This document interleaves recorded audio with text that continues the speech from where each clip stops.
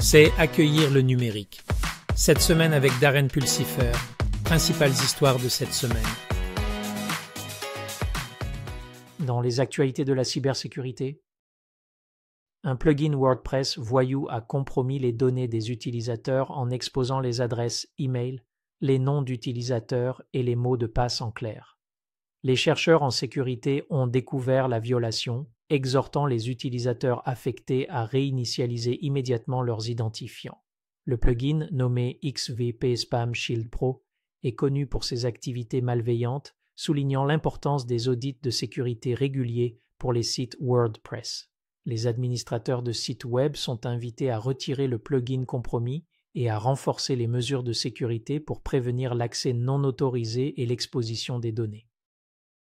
La CBC rapporte une augmentation des cyberattaques ciblant l'Ontario au Canada en 2023. Ces incidents concernent divers secteurs, y compris les soins de santé, les municipalités et l'éducation. Les pirates informatiques exploitent les vulnérabilités, provoquant des perturbations et exposant des données sensibles. Les experts insistent sur l'amélioration des mesures de cybersécurité, la formation et la collaboration pour se protéger contre les cybermenaces évolutives et protéger les infrastructures critiques.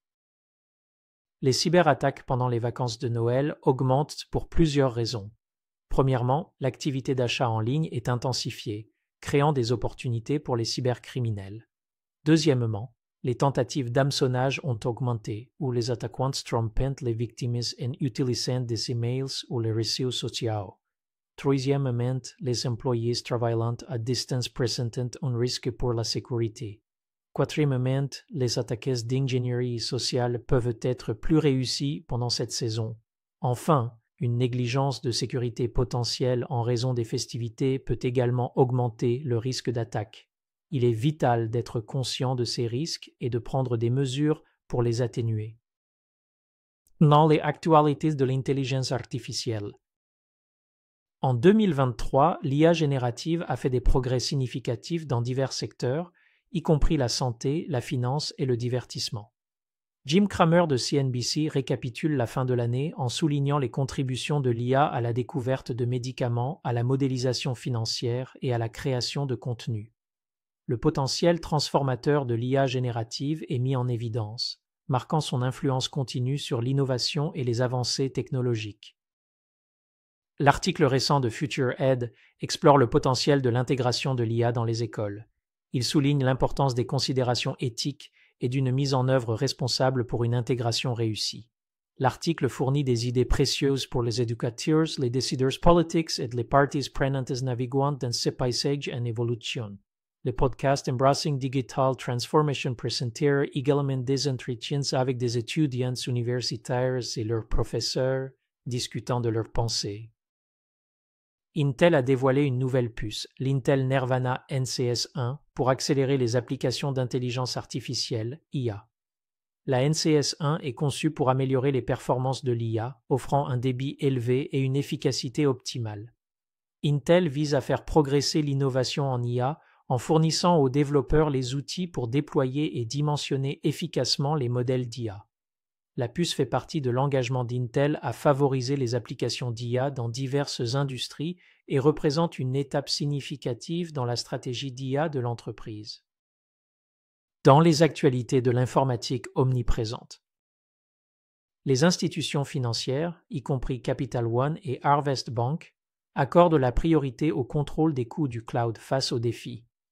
L'accent est mis sur l'optimisation des dépenses par un alignement stratégique avec les objectifs commerciaux, en utilisant des outils de gestion des coûts du cloud et en mettant en œuvre des pratiques de gouvernance.